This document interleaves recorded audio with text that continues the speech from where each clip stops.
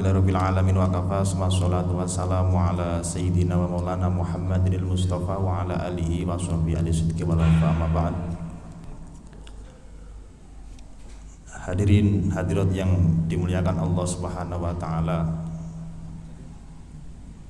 yang kami muliakan dan yang kami hormati pengasuh Majelis Cahaya Cinta Setono Gedong, beliau Al Habib Fahdina ya Raub. Habib asli napa kawin iki nggih. Kepada segenap takmir dari Masjid Setono Gedong, segenap hadirin hadirat yang dirahmati Allah Subhanahu wa taala. Alhamdulillah pada siang hari ini saya berkesempatan untuk hadir di majelis yang mulia ini untuk sowan kepada beliau dan sowan kepada panjenengan semuanya. Semoga sowan saya pada pagi hari ini senantiasa diiringi berkah oleh Allah Subhanahu wa taala. Niki walaupun kula mboten nyawang mbak-mbak niki, tapi hebat mbak-mbak ibu-ibu niku hebat. Kenapa kok hebat? Saya itu pernah dulu buat story di IG saya itu. Kalau jenengan yang follow ya tahu. Saya pernah buat story di IG saya itu cerita dari ibu Imam Bukhari. Imam Bukhari pada waktu kecil, Imam Bukhari itu tidak kemudian beliau masyhur alim al-alamah al-muhaddisin sebagaimana yang kita kenal sekarang. Imam Al-Bukhari itu dulu semenjak kecil sudah ditinggal wafat oleh ayahnya. Semenjak kecil. Bahkan Imam Bukhari ketika kecil matanya buta, tidak bisa melihat. Ibunya itu merasa susah luar biasa. Sampai-sampai saking susahnya sudah ditinggal mati oleh ayahnya, suaminya ditinggal kemudian mata dari Imam Bukhari ini buta. Bagaimana perasaan seorang ibu ketika melihat kondisi yang seperti itu? Pasti merasa susah. Lalu di tengah susahnya itu, kemudian Imam Bukhari itu bermimpi ketemu dengan Nabi Ibrahim alaihissalam. Bertemu dengan Nabi Ibrahim alaihissalam, kemudian Nabi Ibrahim itu berkata, "Ya hadhihi raddallahu ala ibnihi basarahu." Allah Subhanahu wa taala akan telah mengembalikan penglihatan anakmu bikasrati du'aiki, dengan sebab kamu banyak berdoa kepada anakmu, dengan sebab kamu banyak melantunkan bermunajat, bikasrati du'aika wa bikasrati bukai alaihi. Karena saking banyaknya kamu berdoa, saking seringnya kamu bermunajat kepada Allah, saking seringnya kamu menangis minta ampun agar anakmu dikembalikan matanya lagi, penglihatannya lagi, Allah Subhanahu wa taala mengabulkan permintaan kamu. Ini diberkati doa seorang ibu. Artinya apa? Artinya kealiman dari seseorang, kepintaran dari seseorang, berhasil dan tidaknya seorang menjadi ulama yang besar, menjadi orang yang ahli ilmu, pasti ada sebabnya. Sebab yang pertama adalah sebagaimana disampaikan di dalam kitab-kitab itu, kasratu doa ilmu, banyaknya seorang ibu yang mendoakan kepada anaknya. Bahkan ibu Imam Bukhari itu ibunya Imam Bukhari itu setiap pagi mengantarkan anaknya Imam Bukhari pergi ke masjid, ke majelis-majelis ilmu.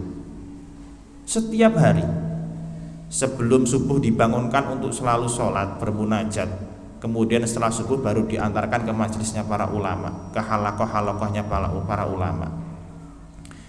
Ini didikan seorang ibu. Jadi kalau ibunya baik, wanita itu baik, wanitanya banyak tirakat, seorang ibu itu banyak tirakat, banyak mendoakan kebaikan kepada anaknya, maka sudah bisa dipastikan anak ini akan menjadi anak yang baik. Anak ini akan menjadi anak yang ahli ilmu. Itu banyak para ulama menyampaikan demikian. Itu Imam Bukhari, belum Imam Ahmad bin Hambal, belum Imam Syafi'i, belum Imam Malik. Semuanya itu berkat didikan oleh seorang ibu. Sebab beliau, para ulama-ulama itu sudah ditinggal mati oleh ayahnya semenjak kecil. Sudah ditinggal mati ayahnya semenjak kecil. Beliau dididik oleh ibunya seorang diri. Tapi apa hasilnya? Hasilnya beliau menjadi ulama-ulama yang besar. Imam Bukhari menjadi muhaddisin, ahli hadis ternama. Bahkan kitab Al-Bukhari itu menjadi kitab rujukan paling utama, kitab yang paling mulia setelah Al-Quran. Kitab Sahih Al-Bukhari. Imam Ahmad bin Hambal menjadi imamus sunnah, menjadi mujtahid. Imam Asy-Syafi'i juga sama, beliau menjadi mujtahid, menjadi rujukan daripada para ulama-ulama yang kitabnya tersebar. Imam Malik juga sama, beliau menjadi mujtahid, beliau menjadi imam yang agung di masanya. Banyak sekali para ulama-ulama yang beliau itu sukses dan alim dari didikan seorang ibu sendiri. Hadirin hadirat yang dirahmati Allah Subhanahu wa taala, niki dereng masuk ke materi. Materi ini nopo niki? Moderasi beragama. Terus yang kedua yang ingin saya sampaikan itu, pundi cak rokok ngilang malian. Ada, sebelum masuk ke materi saya ingin memukadimah. Yang kedua yang ingin saya sampaikan, saya setiap hadir di majelis ini, saya terkagum dan tertegun karena beliau Cak Rob itu punya inisiatif untuk dibacakan Maulid Nabi yang khususnya hanya mau mahalul qiyam.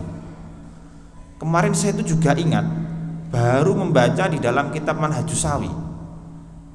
Di dalam kitab Manhajus Sawi itu dikatakan, pertama saya bacakan, nukila an ba'di salaf anan nabiyya sallallahu alaihi wasallam yasta'dzinu rabbahu li huduri haflati maulidin Nabi Muhammad sallallahu alaihi wasallam, bahwa diambil dari keterangan-keterangan ulama salaf bahwa Kanjeng Nabi itu meminta izin kepada Allah Subhanahu wa taala untuk selalu hadir di perayaan Maulid Nabi. Wa bi huduri hadarat arwahul anbiya wal auliya wa bidzalika tanzilur rahmat. Dengan hadirnya Kanjeng Nabi di perayaan-perayaan Maulid Nabi, di tempat-tempat yang dibacakan Maulid Nabi, maka arwahnya para anbiya, arwahnya para auliya itu akan hadir semuanya. Jadi kalau majelis ini dibacakan mahalul qiyam, dibacakan Maulid Nabi, pasti Kanjeng Nabi niku rawuh. Pasti Kanjeng Nabi hadir karena sudah meminta izin kepada Allah Subhanahu wa taala. Kemudian ada lagi, Habib Soleh bin Abdullah Al-Attas itu pernah berkata, yahduru an-nabiy sallallahu alaihi wasallam fi kulli maulidin indal maqami fihi. Habib Soleh bin Abdullah Al-Attas pernah berkata bahwa Kanjeng Nabi itu akan selalu hadir di majelis yang dibacakan Maulid Nabi ketika mahalul qiyam. Ketika mahalul qiyam, Kanjeng Nabi pasti hadir di majelis itu. Tanda-tandanya nopo? La syakka annahu hadirun wa ahlul basairi bayarunahu ayanan wa alamatu hudurihi nuzulus sakinah wal waqar wal haibati wal jalal. Tanda-tanda Kanjeng Nabi hadir itu hati kita merasa tenang, kita merasa damai, kita merasa nyenyak dan tentram. Itu tanda Kanjeng Nabi Muhammad SAW hadir di dalam majelis yang dibacakan Maulid Nabi, terutama pas mahalul qiyam. Makanya saya tadi pas datang itu, pas acara napa pas mahalul qiyam.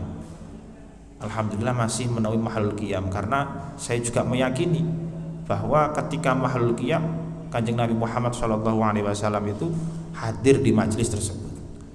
Semoga kita semua mendapatkan barokah dan manfaat dari majelis ini, amin amin ya rabbal alamin. Dan semoga nantinya kita bibarkati kita membaca mahalul qiyam, pada akhir nanti kita dapat mendapatkan syafaat Nabi Agung Muhammad SAW, amin amin ya rabbal alamin. Pun niku mukadimah saya hanya 2 niku. Kemudian untuk bahas moderasi beragama ini, moderasi beragama itu kalau saya membaca di kitab milik Syekh Ali Jum'ah. Syekh Ali Jum'ah itu punya kitab yang judulnya adalah Al-Musawah Al-Insaniyah. Di dalamnya itu banyak sekali menjelaskan terkait masalah hubungan antar umat beragama dan hubungan antar agama. Sebenarnya persoalan ini itu persoalan yang sangat berat. Tapi insya Allah coba nanti saya ingin menyederhanakan biar kita bisa saling memahami terkait apa yang dinamakan dengan moderasi beragama. Pertama, moderasi beragama itu diartikan sebagai saling menghargai antar agama dan antar umat beragama. Antara kita umat Islam dan orang-orang yang selain Islam itu saling menghargai. Dan itu ada beberapa komponen. Yang pertama, kita menganggap sama antara Islam dan agama yang lain. Tidak kemudian kita fahami dan kita yakini agama non muslim itu benar, tidak boleh.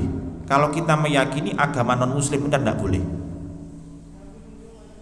Kita harus meyakini bahwa agama selain Islam itu keliru. Yang benar adalah dinul haqqi adalah agama Islam. Tapi kesamaan itu ada pada pribadi masing-masing. Setiap umat beragama meyakini atas kebenaran agamanya masing-masing. Kita meyakini agama kita benar, tapi kita meyakini agama mereka keliru. Begitu juga dengan non-muslim. Mereka meyakini agama mereka benar, kemudian meyakini agama Islam itu keliru.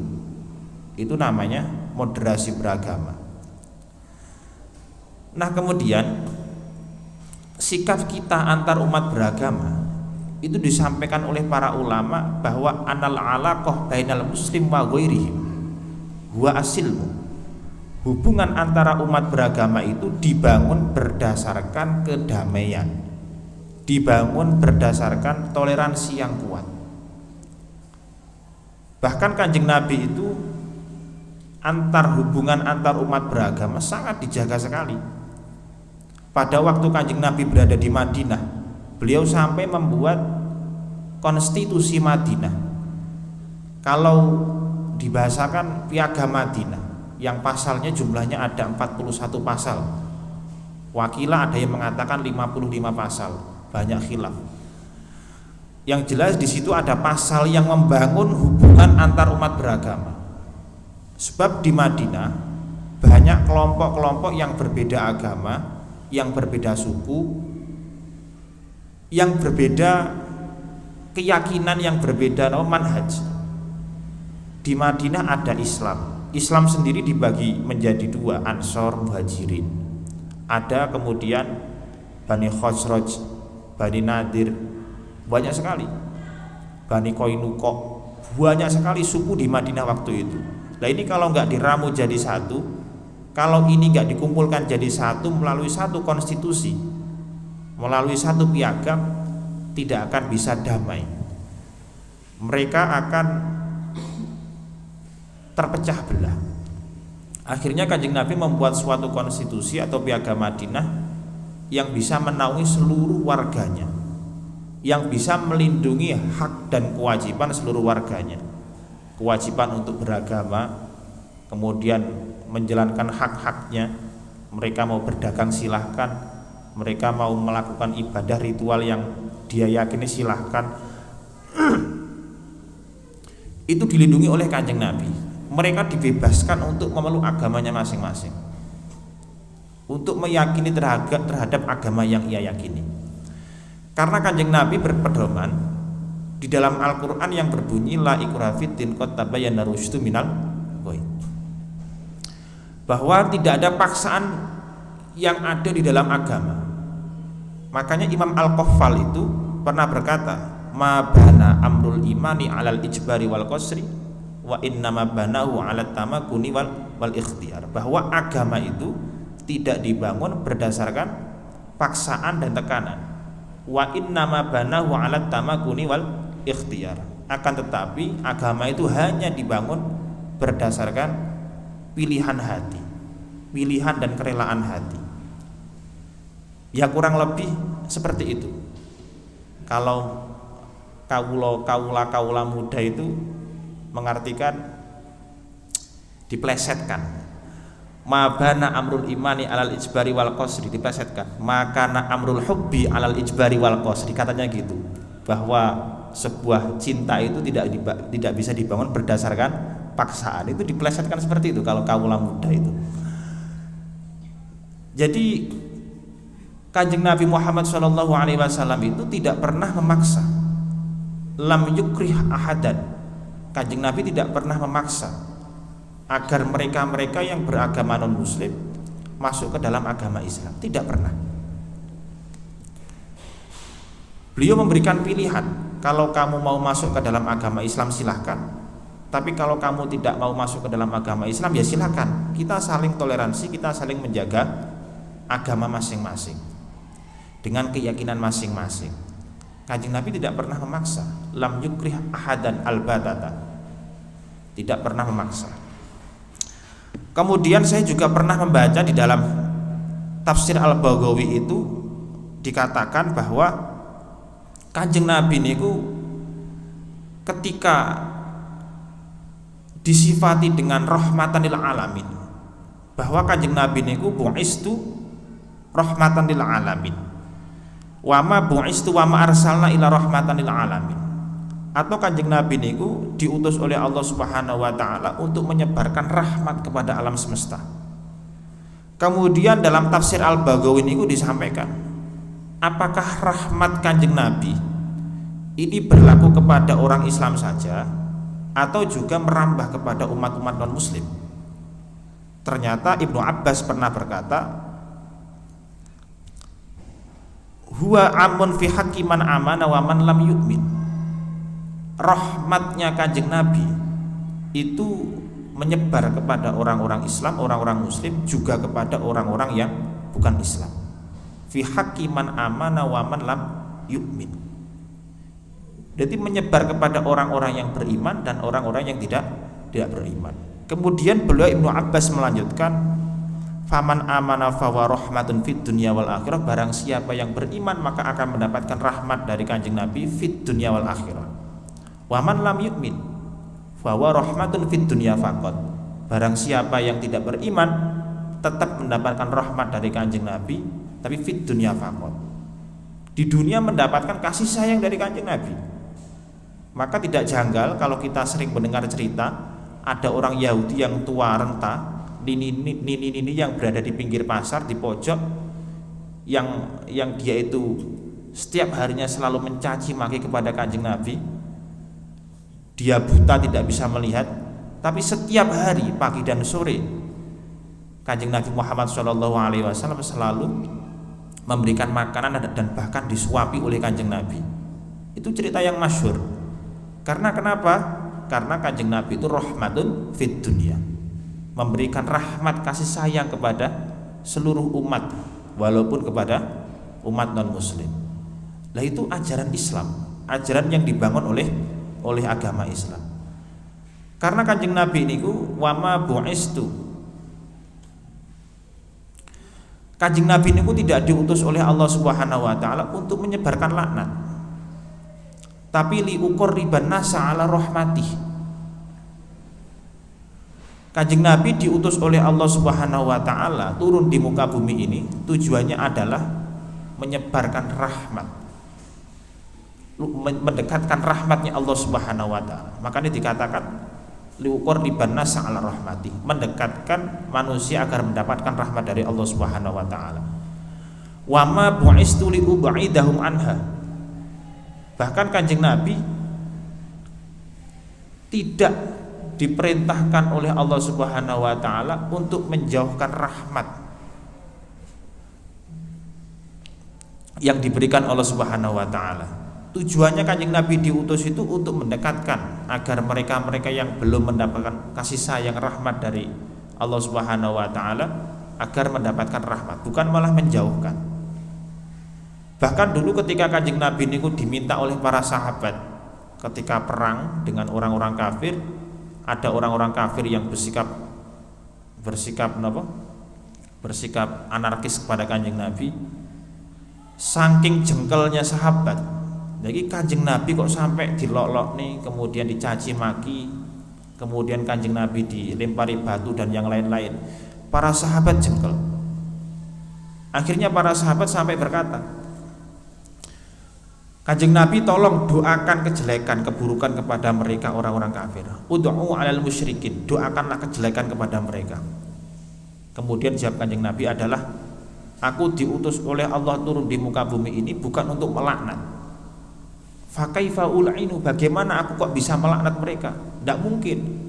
Sebab aku diutus oleh Allah Subhanahu wa taala turun di muka bumi ini bukan untuk melaknat. Bagaimana kok kamu menyuruh aku untuk melaknat mereka? Aku diutus oleh Allah Subhanahu wa taala untuk mendekatkan mereka ke jalan yang benar, untuk mendapatkan rahmat dari Allah Subhanahu wa taala. Hadirin hadirat yang dirahmati Allah Subhanahu wa taala, itu adalah gambaran kasih sayang rahmat yang diberikan Kanjeng Nabi Muhammad SAW kepada kita semuanya, entah bagi umat Islam atau umat yang bukan Islam. Kalau antara umat Islam itu tadi hubungan antara umat beragama, antara umat Islam dan non-Islam yang telah diajarkan oleh Kanjeng Nabi. Bagaimana sikap Kanjeng Nabi kepada orang-orang kafir, kepada orang-orang non-muslim, itulah yang diajarkan oleh agama Islam dan patut kita tiru. Kita mengucapkan selamat Natal pada waktu hari raya mereka, boleh atau enggak? Boleh, enggak apa-apa, boleh.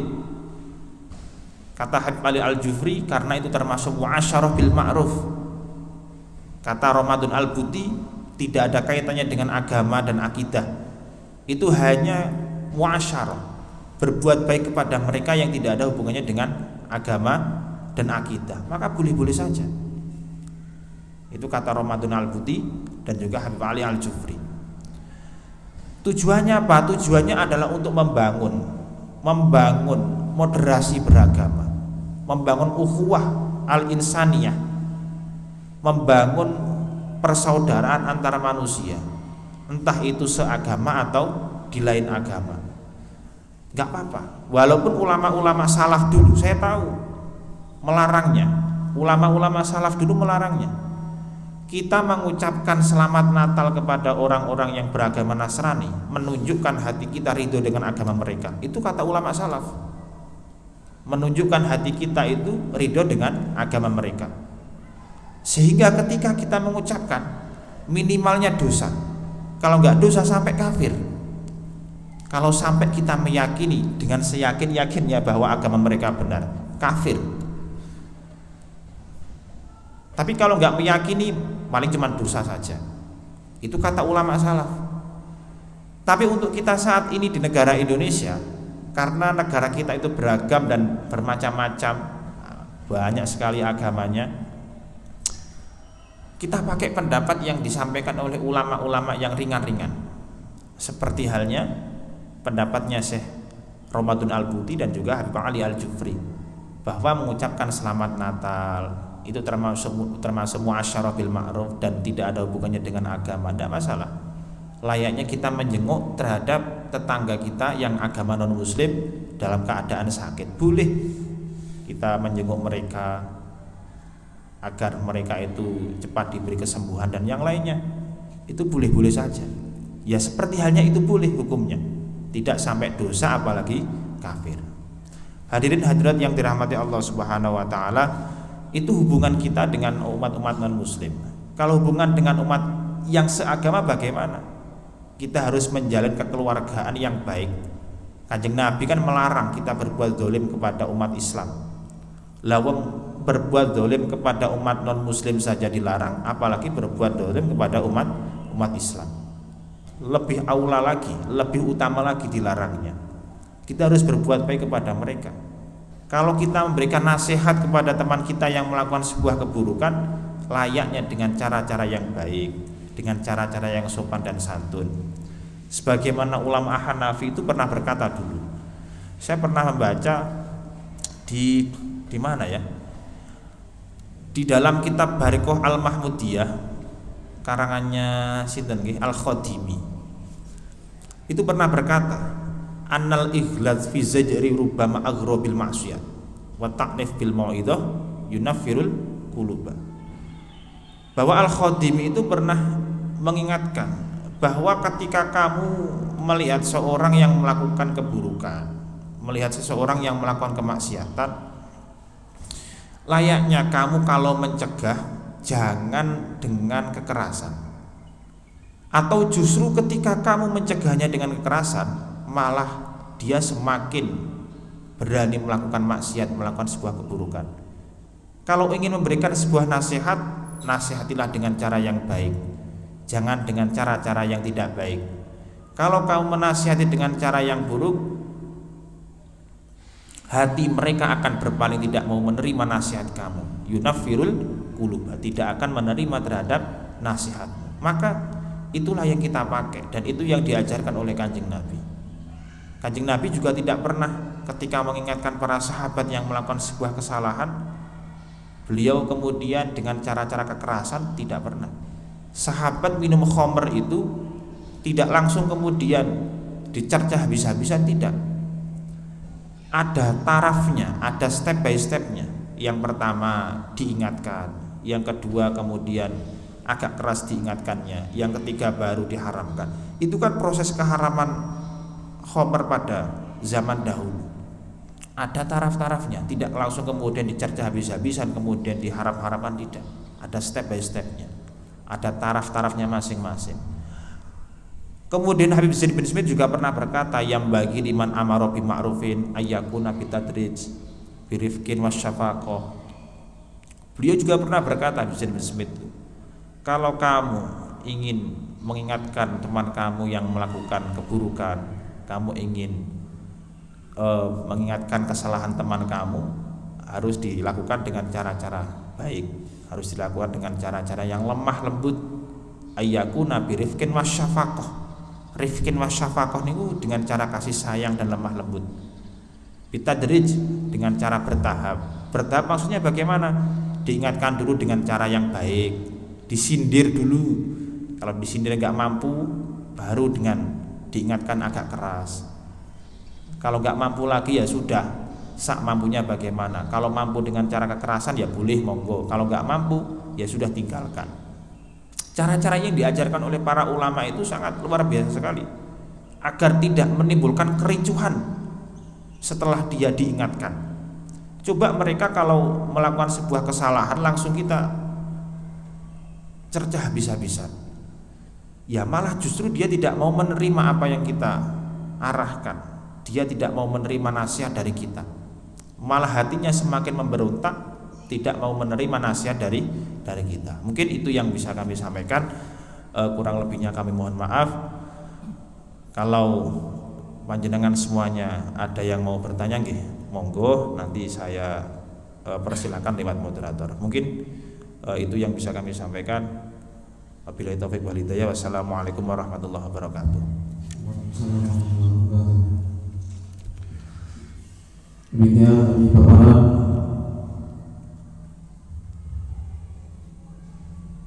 tentang haruskah moderasi beragama yang sudah jelas oleh beliau Ustaz Muhammad Al-Laibi. Mungkin dari para jemaah ada yang mau ditanyakan, monggo.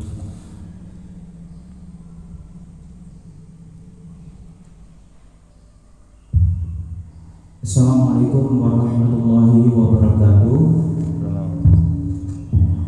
Sebelumnya terima kasih atas memberikan pertanyaan pagi ini. Ngapunten semisal kalau dari pertanyaan saya nanti keluar konteks dari pembahasan, karena ini memang pertanyaan ini bikin saya beberapa waktu ini gelisah. Pertanyaannya adalah seberapa batas kita untuk gini, mohon, saya ini bekerja kan di bidang pelayanan pernikahan atau di wedding service, wedding consultant. Nah, di dalam pekerjaan saya itu dituntut bukan hanya melayani klien atau melayani calon pengantin dari muslim saja, melainkan dari non muslim. Nah, di dalam non muslim itu untuk prosesi pernikahannya kan ada pemberkatan di dalam gereja.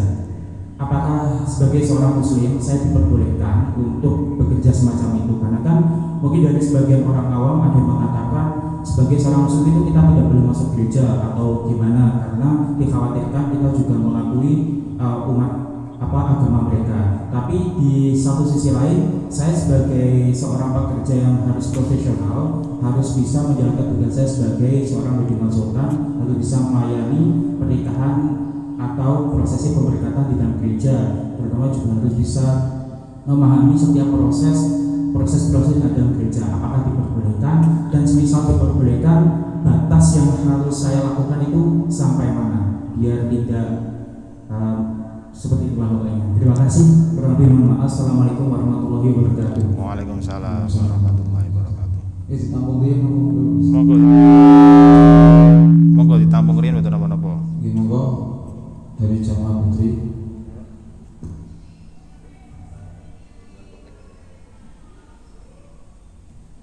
Monggo kalau di luar konteks ya nggak apa-apa wis, monggo pun mboten napa-napa.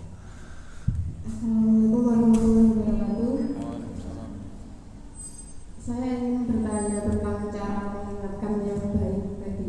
Jika ada orang di sekitar lingkungan kita, misalkan tidak melaksanakan sholat sama sekali atau sholatnya masih banyak bolong-bolong, itu cara mengingatkannya bagaimana? Terima kasih. Monggo yang lain mboten napa-napa. Monggo. Satu kali pertanyaan lagi dari ibu, bapak, monggo.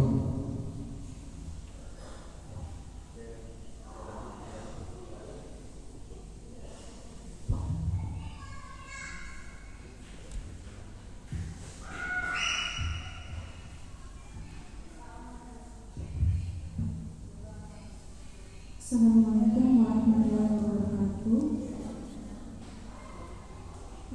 Saya izin bertanya, karena di dalam masyarakat kan ada yang namanya fanatik terhadap golongan, dan gara-gara fanatik itu kita itu sesama umat warga Islam itu kadang susah untuk bergaul. Dan bagaimana cara untuk menghindarinya? Menghindari fanatik golongan.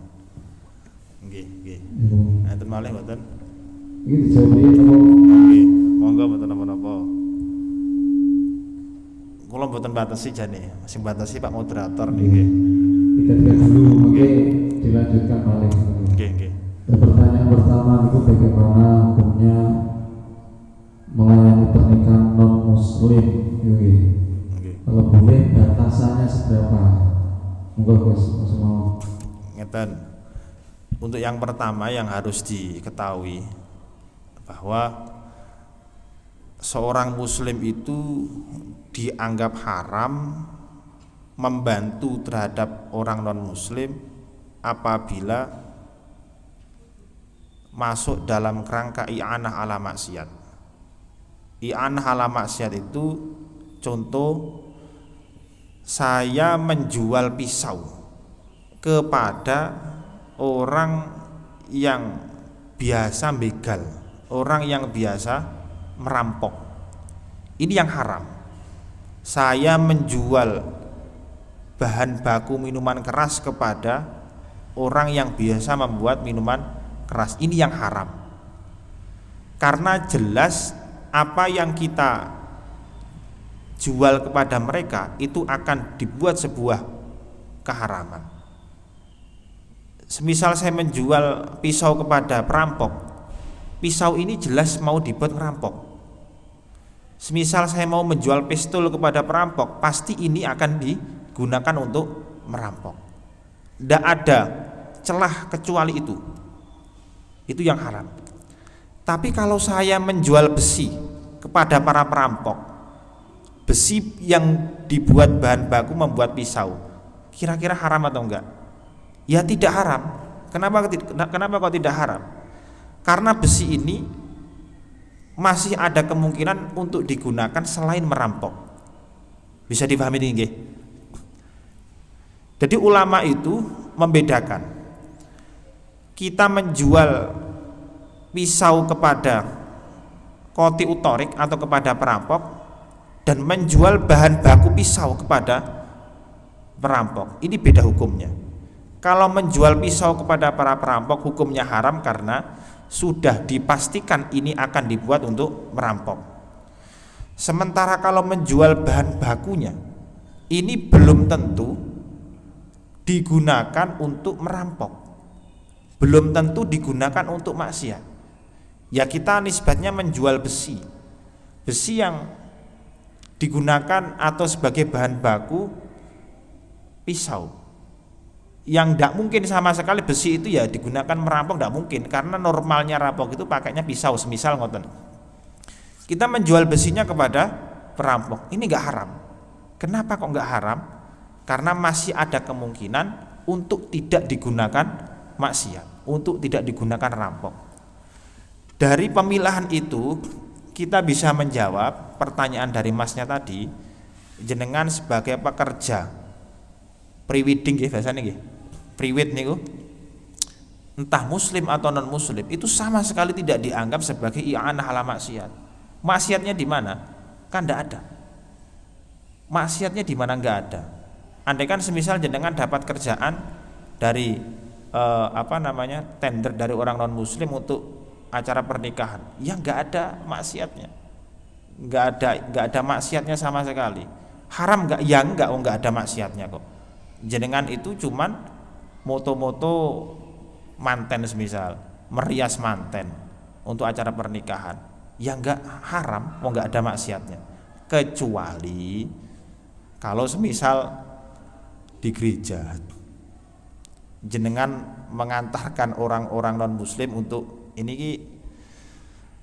ya napa nggih, jenengan mengantarkan orang non muslim untuk ke gereja semisal, atau membelikan perangkat alat ibadah non muslim, itu yang haram. Bisa dipahami nggih maksud kula?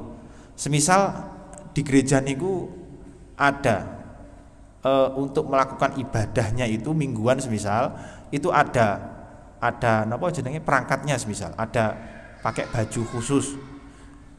Kemudian jenengan itu membeli baju itu disumbangkan kepada mereka, atau jenengan memfasilitasi kepada mereka untuk melakukan ibadah rutinan mingguan. Itulah yang dianggap i'anah ala maksiat menurut ulama-ulama salaf gitu. Tapi kalau jenengan hanya sebagai pekerja priwit, entah muslim atau non muslim, itu enggak ada keharaman sama sekali. Itu yang pertama. Yang kedua, terkait masuk ke dalam gereja. Masuk ke dalam gereja itu hukumnya boleh apabila iman kita itu dianggap kukuh dan kuat.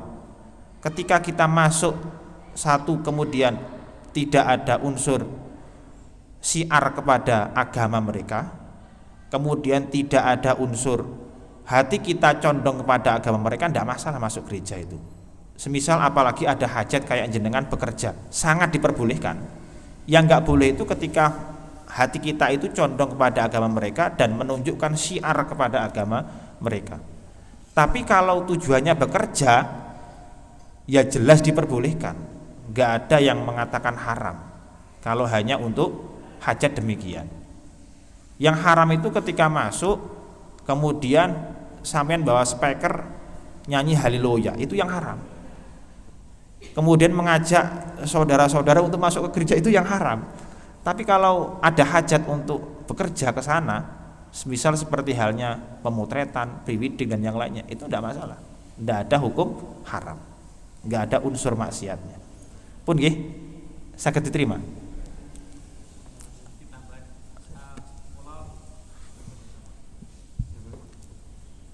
Ya, kurang lebih bisa dipahami, cuman ada yang saya temukan. Ini kan saya kan lebih ke wedding organizer, jadi lebih ke jasa pelayanan. Oke. Wedding konsultan. Jadi batasnya bukan hanya kita hanya foto, make up enggak, tapi kita benar-benar harus mempersiapkan semua kebutuhan untuk agenda pemberkataannya. Jadi semisal dari pihak pengantin meminta tolong untuk menyiapkan kertas yang dibuat untuk ibadah seperti, nah kalau tidak salah namanya liturgi dari gereja seperti itu berarti tidak boleh dibuat rasanya. Ada yang seperti itu juga tak? Ada. Walah. Itu bekerja Karena hal-hal semacam itu masuk ke SOP pelayanan dari wedding organizer. Contohnya apa contohnya? Contohnya ya seperti itu. Kalau di gereja kan waktu pemberkatan itu kan mereka kan harus memakai kertas yang di dalamnya sebagai tata cara beribadah. Terkadang di gereja tidak ada menyediakan light monitor, jadi harus menyediakan kertas. Nah, biasanya dari pihak keluarga atau pengantin itu meminta tolong kepada pihak kita sebagai jasa wedding organizer itu untuk menyiapkan. Itu apakah salah satu bentuk mendukung atau gimana? Kalau semisal iya pun kan bisa diperbaiki untuk kedepannya, nonton maksud saya. Oke, wis kalau bisa diperbaiki aja, ya kan? Ya kita ambil langkah yang aman aja lah. Maksud saya ngeten, kalau itu menyiapkan sebagaimana yang saya katakan tadi, menyiapkan perangkat-perangkat fasilitas untuk ibadah mereka, pemberkatan dan yang lain-lain, nggih. Ya ini termasuk i'anah ala maksiat niki. I'anah ala maksiat. Itu langkah aman saja. Langkah aman saja. Itu termasuk i'anah ala maksiat dan sebaiknya diperbaiki. Tapi kalau memang sudah nggak bisa dihindari, ya memang kerjaan kita seperti itu. Kerjaan kita seperti itu, tidak bisa dihindari. Ya sudah nggak apa-apa. Tapi kalau bisa diperbaiki, langkah kehati-hatian kita supaya aman, mending diperbaiki mawon. Tapi kalau sudah nggak bisa dihindari, ya wis monggo mboten napa-napa, nggak apa-apa. Pun ngoten nggih, saya kira ngoten. Saya itu mau memberikan sebuah kelonggaran yang paling longgar itu ya agak takut nopo, maksudnya khawatir saya itu dianggap tasawul fiddin. Sebenarnya ada dua pendapat ulama yang berbeda. Pendapat pertama tadi yang disampaikan oleh Asy-Syafi'i yang saya katakan tadi, kayak kita menjual pisau kepada perampok, menjual pistol kepada perampok, itu pendapat Asy-Syafi'i. Ada pendapat ulama Hanafi yang berbeda yang lebih ringan sebenarnya. Tapi ya sepakat kita Asy-Syafi'i itu aja ya. Nanti kalau memang nggak bisa dihindari, artinya hajat kita bekerja memang ya seperti itu, ya wis nggak apa-apa. Kita pakai pendapat ulama Hanafiyah yang agak ringan. Tapi alangkah baiknya diperbaiki mawon nggih. Kemudian untuk pertanyaan yang kedua napa nggih? Mengingatkan teman kita yang tidak mau melakukan sholat nggih. Saya juga pernah menulis di dalam buku saya yang berjudul napa nggih? Ngaji Amar Ma'ruf Nahi Mungkar itu. Nanti jenengan bisa beli monggo. Tapi belinya nggak ke saya, di toko-toko terdekat silakan. Di situ ada persoalan masalah bagaimana cara kita mengingatkan teman yang melakukan sebuah keburukan. Semisal ada teman yang tidak mau melakukan sholat, bagaimana cara kita mengingatkan agar mereka mau sholat? Satu yang harus sampean ketahui, jenengan ketahui bahwa hidayah itu milik Allah. Hidayah itu milik Allah, bukan milik kita. Tugas kita adalah ikhtiar untuk menyadarkan mereka. Untuk sadar urusan Gusti Allah, untuk hidayah urusan Gusti Allah, urusan Allah Ta'ala. Sehingga kita tidak dituntut untuk memaksa agar mereka mendapatkan hidayah. Tuntutan bagi kita adalah satu, melakukan amar ma'ruf nahi mungkar, mengingatkan seseorang yang melakukan sebuah keburukan, memerintahkan untuk melakukan kebaikan. Sebagaimana tadi disampaikan oleh Habib Zain bin Semit bahwa Beliau berkata, yang bagi liman amara bi ma'rufin ayyakuna bi rifqin wa syafaqatin walainin wassamaha ayyakuna bi tadrij falyakhud bil aham fal aham. Itu yang disampaikan oleh Habib Zain bin Samit, yang artinya bahwa bagi seseorang yang ingin mengingatkan temannya yang melakukan sebuah keburukan, atau seseorang yang ingin menyampaikan sebuah kebaikan, sehendaknya dilakukan dengan cara bertahap.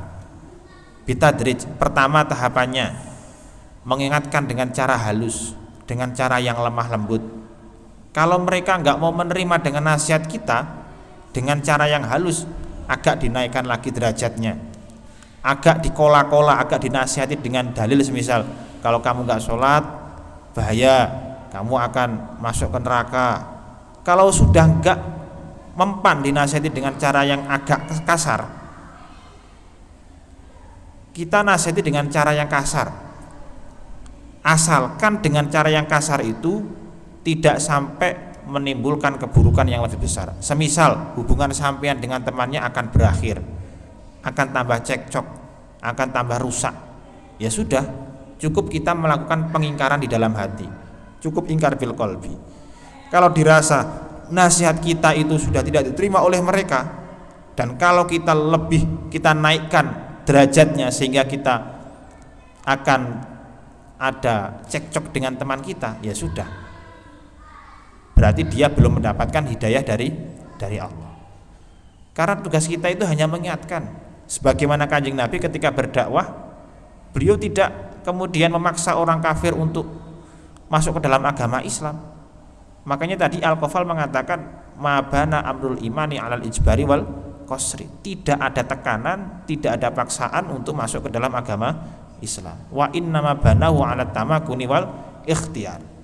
Berdasarkan kerelaan hati untuk masuk ke dalam agama Islam, berdasarkan pilihannya sendiri.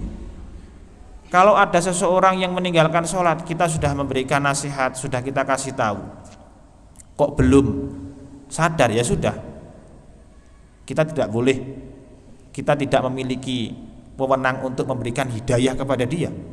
Hidayah hanya milik Allah. Hidayah hanya milik Allah. Kalau mereka dipaksa justru menimbulkan perpecahan antara kita dan teman kita, ya sudah, kita hindari saja. Saya kira ngoten bisa difahami, Mbak, bisa difahami nggih? Nggih. Napa yang selanjutnya nomor 3? Nomor 3 tentang fanatisme. Ini menanggapi fanatisme agama. Fanatisme agama atau kelompok? Kelompok nggih. Fanatisme agama apa kelompok? Kelompok napa? Agama apa kelompok? Fanatisme kelompok nggih. Ya kita kadang condong ada kelompok A, kelompok B, kelompok C. Tapi ya namanya fanatik itu kan nggak boleh. Fanatik itu perkara yang tidak baik.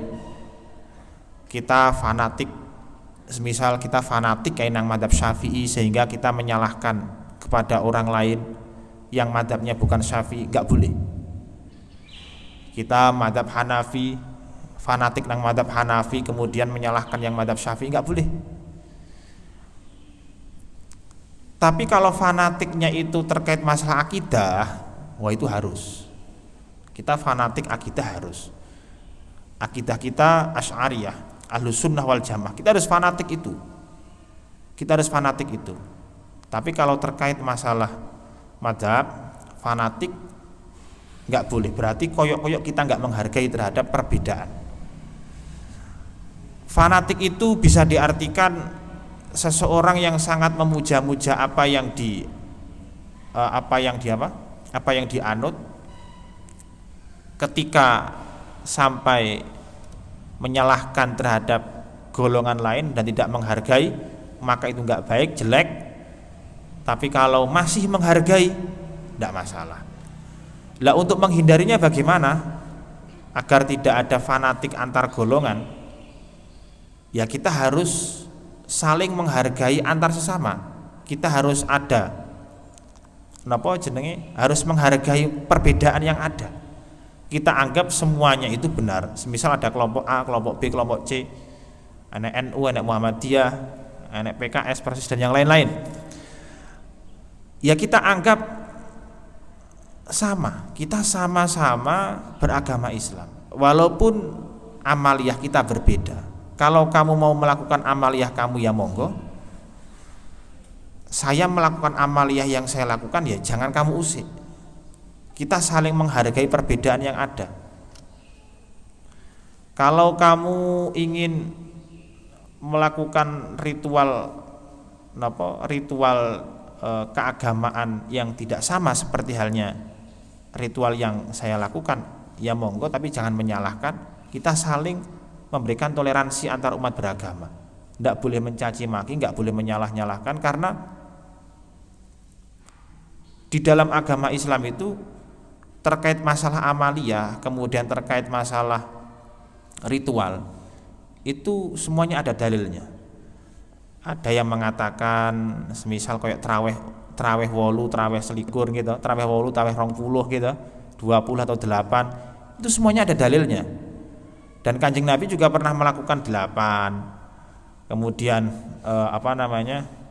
kemudian dilanjutkan 20 ketika di rumah, itu semuanya ada dalilnya.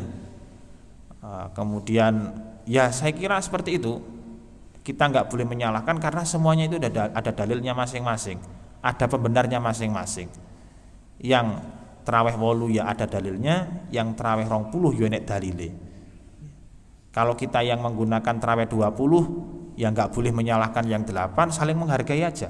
Yang 8 ya monggo dilakukan, tapi jangan sampai menyalahkan yang 20. Sing aku seneng tahlilan ya wis, sing sampean gak seneng tahlilan ya wis, ojo gampang nyalah-nyalahke. Itu untuk menghindari fanatik antar golongan. Kadang itu kita merasa paling benar sendiri, akhirnya menyalahkan terhadap kelompok lain.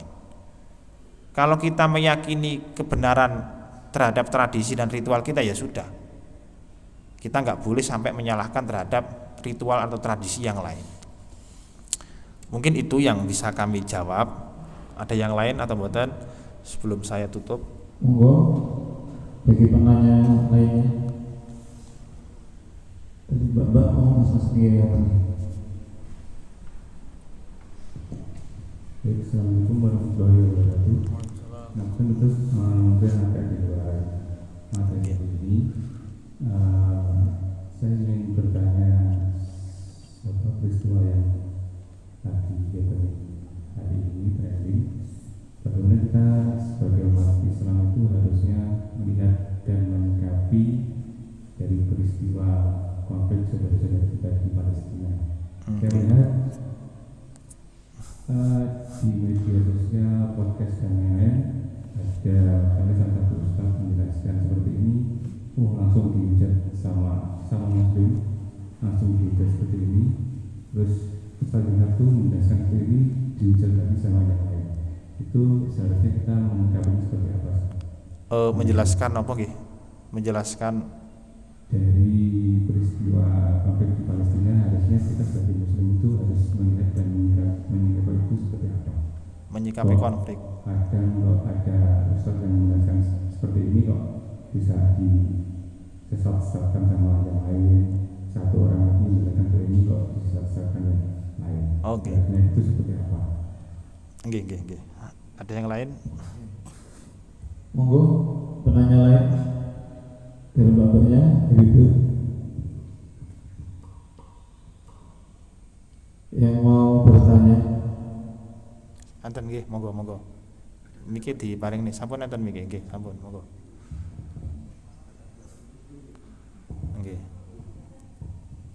Assalamualaikum warahmatullahi wabarakatuh. Waalaikumsalam warahmatullahi wabarakatuh. Jadi masih berhubungan sama pertanyaannya tadi yang pertanyaan pertama tadi. Tadi dalam konteksnya kan pekerjaan. Nggih. Kalau saya ini dalam konteks keluarga. Jadi kemarin itu saya sempat diundang sama bude saya buat hadir ke acara pernikahan anaknya di gereja. Oh gitu. Itu Gitu. saya kan ragu bimbang, terus saya cari kayak pendapat ulama itu berbeda-beda. Ada yang mengatakan kalau misalnya boleh, terus ada juga yang mengatakan boleh soalnya ada konteks menghargai, terus ada juga yang bilang tidak boleh, boleh, tapi pasoknya acara pemberkatannya itu kita bisa keluar, terus setelah acara selesai kita bisa masuk lagi. Nah, itu kan berbeda itu, jadi saya itu bimbang, ragu, jadi akhirnya saya putuskan untuk biarkan.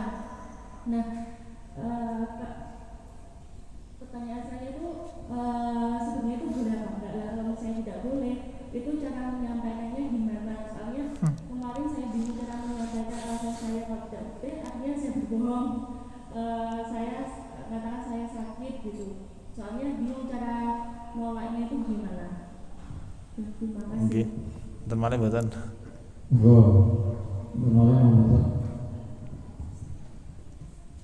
Nggih, monggo.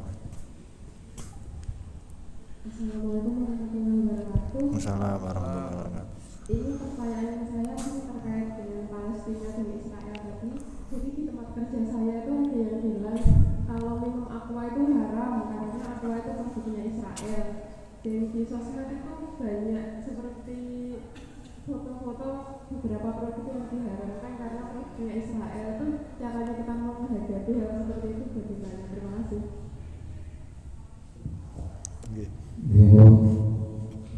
Dijawabin ya. Nggih, monggo. Pertanyaan selanjutnya tadi, bagaimana sebagai umat Islam menyikapi konflik saudara kita yang ada di Palestina non Israel? Itu bagus, saking jenengan. Lek kula nggih, niki pendapat pribadi kula. Terkait masalah konflik Israel Palestina niku, jadi yang rame di sosmed ada pro dan kontra.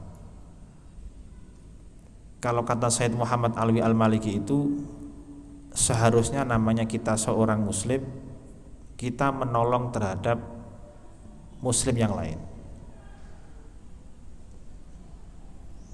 Kita muslim di Indonesia, bagaimana kita itu bisa memberikan sumbangsih untuk menolong terhadap muslim yang ada di sana, walaupun dengan doa saja, itu bagi saya sudah cukup.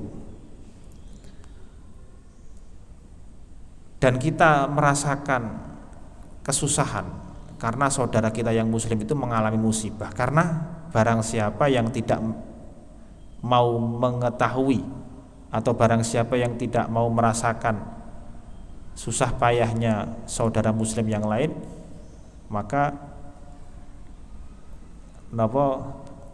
itu merupakan sebuah kerugian. Dalam arti kita harus mementingkan, harus memikirkan terhadap kepentingan umat jenenge saudara-saudara muslim yang lain. Nah, kemudian selanjutnya adalah bagaimana kita itu bisa memberikan andil dan sumbangsih kepada mereka semampunya. Kalau Islam itu menyuruh kita itu saling tolong menolong kepada orang-orang muslim, memikirkan terhadap kondisi orang muslim lain yang mendapatkan musibah, ya kita lakukan semampunya. Lalu Kanjeng Nabi juga memerintahkan, idza amartukum bisyai'in fa'tu minhu mastata'tum. Kalau aku memerintahkan kepada kalian semua para umatku, maka kerjakanlah semampu kalian.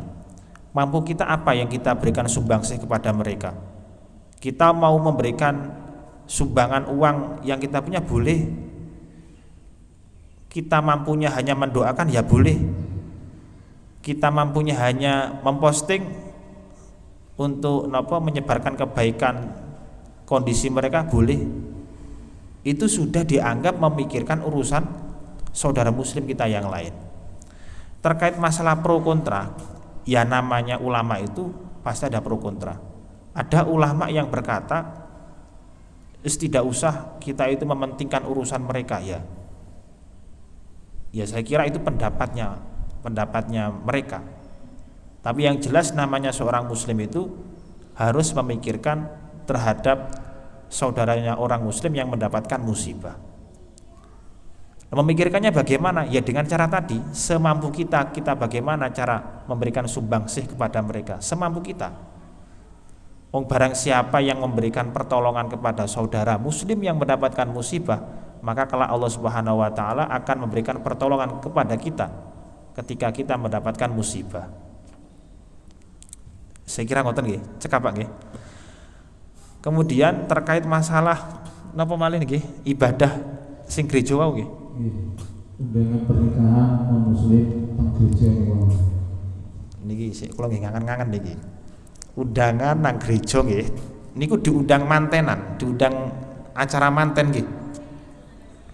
Oh saudara, di gereja itu ngapain? Di gereja pernikahan, ya hanya prosesi biasa. Oh, pemberkatan itu nopo sih pemberkatan itu? Sama kayak akad nikahnya di Islam. Oh gitu, masya Allah. Nggak ada kaitannya dengan agama, ya nggak apa-apa dihadiri saja, nggak apa-apa dihadiri saja. Ulama Syafi'iyah itu mengharamkan masuk gereja satu ketika ada unsur syiarnya. Kedua, ketika ada unsur mailul qalbi. Mailul qalbi itu kecondongan kita terhadap kekafiran. Kalau saya masuk ke dalam gereja, khawatir iman saya akan berubah, lah itu diharamkan masuk ke gereja. Tapi kalau iman kita sudah kuat, apalagi kita hanya menghadiri hajat undangan dan gak ada unsur syiarnya, tidak masalah didatangi saja. Gitu, pripun? Sudah cukup? Sudah cukup nama dereng? Atau masih belum jelas niku terkait masalah niku? Kan kita hanya diundang nggih, diundang acara nikahan, ya kan? Apalagi ketika kita nggak hadir, akan ada perpecahan antar keluarga. Itu justru lebih besar lagi keburukan yang akan muncul. Namanya undangan, prinsip awalnya gini. Ya sudah, saya jelaskan prinsip awalnya dulu. Idza du'iya al-walimah, maka falyastajib, maka hendaklah kalian itu untuk menghadiri.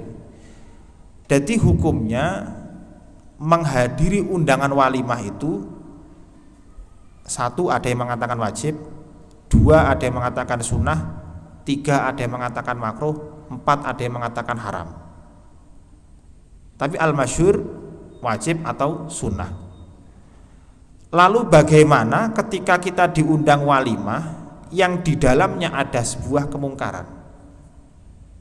Maka benar kata mbaknya tadi, ketika kita diundang di walimah kemudian di dalamnya ada sebuah kemungkaran. Apa kemungkaran? Ya, pemberkatan di gereja itu.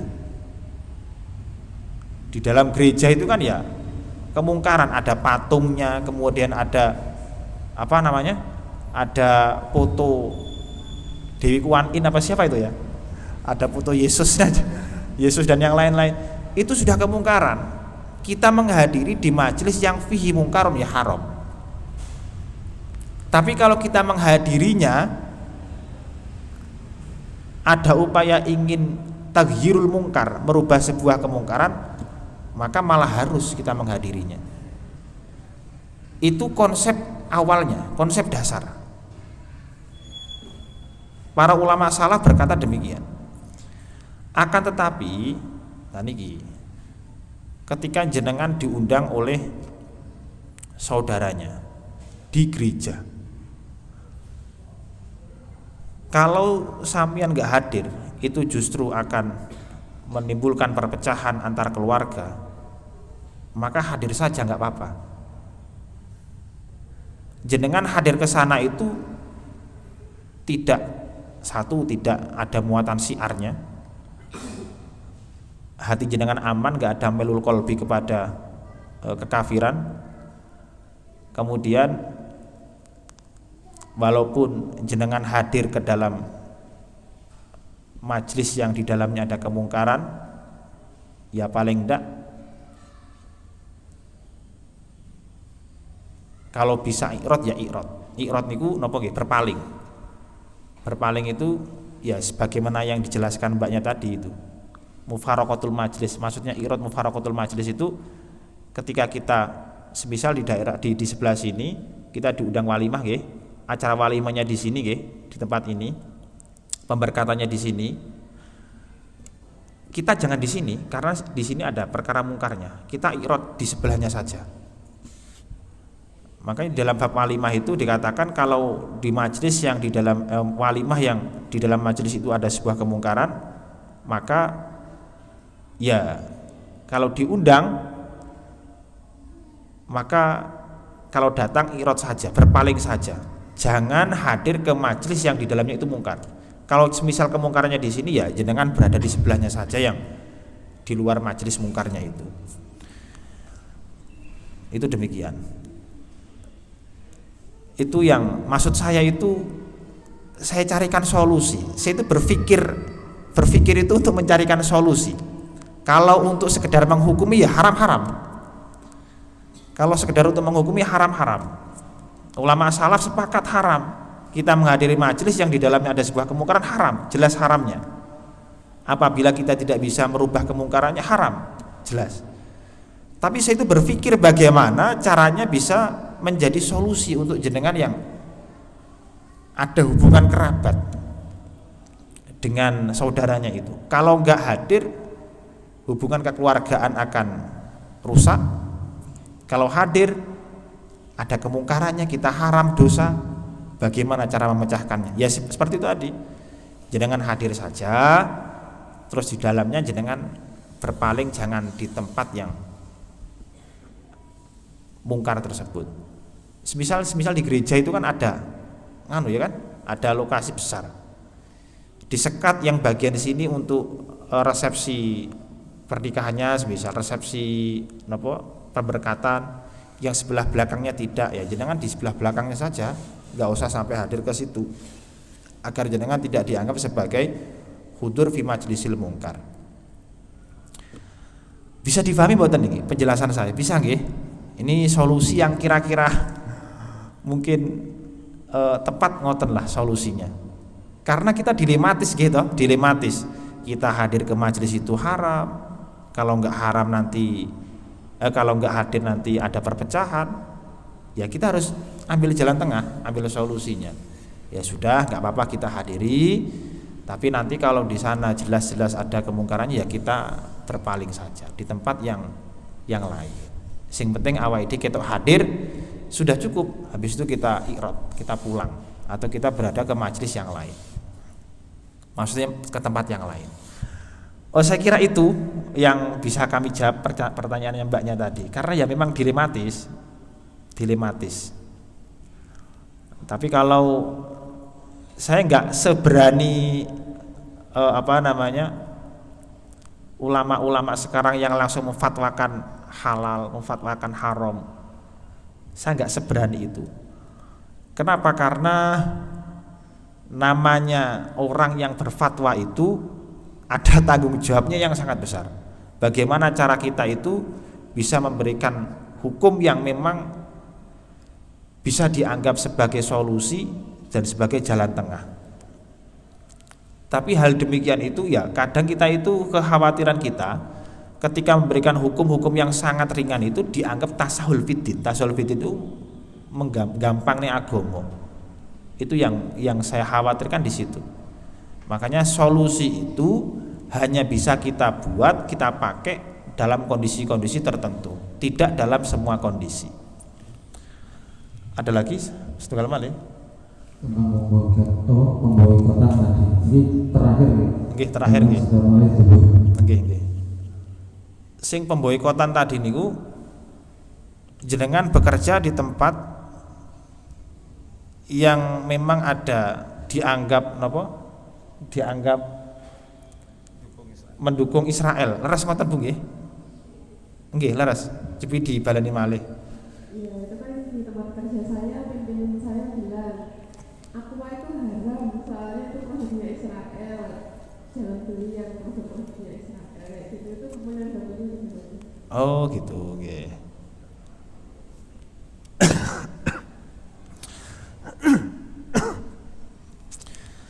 Kalau hukum haramnya enggak. Kalau haramnya enggak.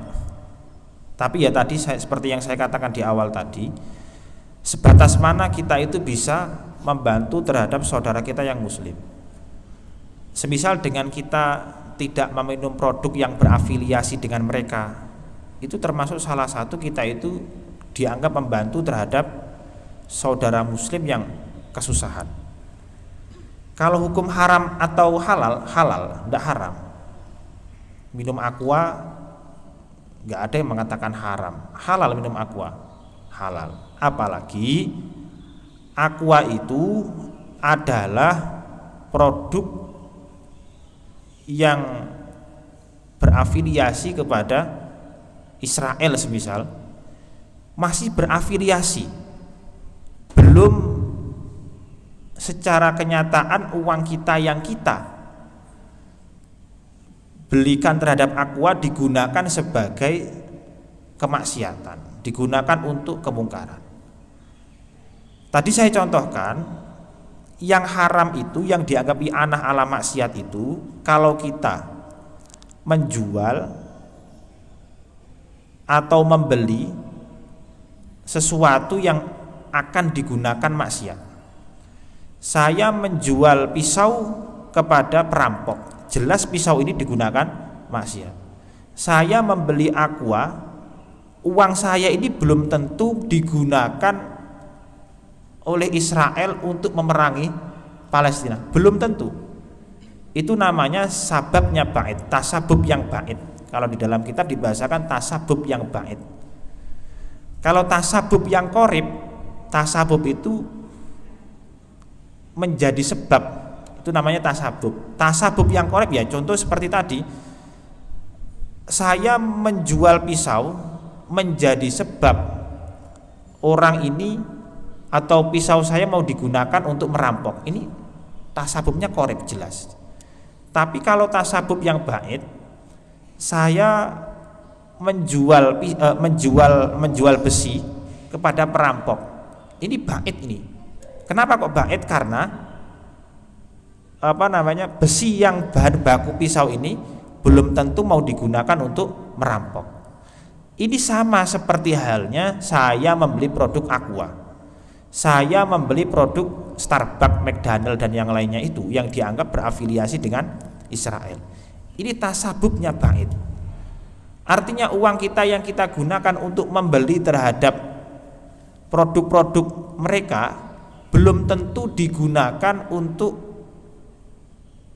menyerang terhadap Palestina, belum tentu digunakan untuk membeli senjata untuk memerangi Palestina, belum tentu. Maka untuk secara hukum tidak ada hukum haram di sana. Tapi sebagai muslim, alangkah baiknya kita membantu saudara kita yang muslim yang terkena musibah ya dengan cara itu. Salah satunya dengan cara itu, tidak membeli produk-produk yang memang berafiliasi dengan mereka. Ya ini hanya sebatas hubungan kita mementingkan atau memikirkan kepentingan orang muslim yang mengalami musibah. Hanya sebatas itu. Bukan sampai membahas terkait masalah hukum halal dan haram. Saya kira ngoten sampun paham dereng Bu, sampun nggih. Sampun Pak Arif, monggo dilanjut. Alhamdulillah. Kajian Islam Ahad Pagi Jaya Cinta Semegedong dengan tema haruskah moderasi beragama yang disampaikan oleh pemateri Ustaz Muhammad Al-Haybi. Kita sumawon doa Bapak doa kasih dan dimumpul Ustaz Muhammad Al-Haybi. Monggo. Kita tutup majelis kita dengan bacaan doa dan Al-Fatihah, semoga bisa berkah dan manfaat. Dan mohon maaf apabila ada jawaban-jawaban yang memang kurang berkenan di hati panjenengan semuanya. Ada jawaban-jawaban yang memang tadi saya belum bisa menjawab ya, mohon maaf yang sebesar-besarnya. Atau mungkin kurang berkenan ya, saya juga minta maaf yang sebesar-besarnya. Marilah kita tutup acara pada siang hari ini dengan bacaan doa Al-Fatihah dan sedikit doa, semoga bisa bermanfaat dan barokah. Al-Fatihah. A'udzubillahi minasyaitonir rajim. Bismillahirrahmanirrahim. Maliki yaumiddin. Iyyaka na'budu wa iyyaka nasta'in. Shiratal ladzina an'amta 'alaihim ghairil maghdubi 'alaihim. A'udzubillahi minasyaitonir rajim. Alhamdulillahirabbil alamin. Hamdan syakirin, hamdan na'imin, hamdan yafi ni'amika fi mazidah ya rabbana lakal hamdu kama yanbaghi li jalali wajhika wal 'azimi sultanik. Allahumma shalli wa sallim wa barik ala sayyidina Muhammad salatan tujina biha min jami'il ahwal wal afat wa taqdilana fi jami'il hajat wa tudahhiruna biha min jami'is sayyi'at wa tarfa'una bi laka ala darajat wa tuballighuna fi aqsal bayan jami'il khawati wal hidayah ba'da lamat Allahumma fa'na bi 'alamtana wa 'allimna ma yanfa'una zidna ilman nafi'a rabbana atina fid dunya hasanah fil akhirati hasanah wa qina adzabannar sallallahu ala sayyidina Muhammadin nabiyil ummi wa ala alihi washabihi wasallam subhana rabbika rabbil izzati amma yasifun wa salamun alal mursalin walhamdulillahi rabbil alamin al-fatihah.